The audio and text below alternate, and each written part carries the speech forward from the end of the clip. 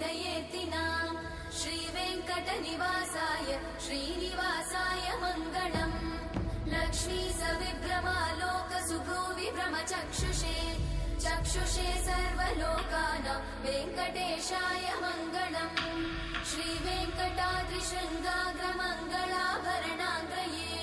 मङ्गलानां निवासाय श्रीनिवासाय मङ्गलम्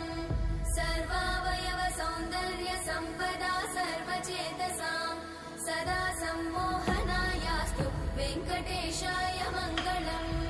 नित्याय निरवध्याय सत्यानन्दचिदात्मने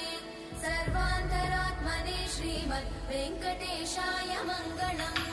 स्वतः सर्वविदे सर्वशक्तये सर्वशेषिने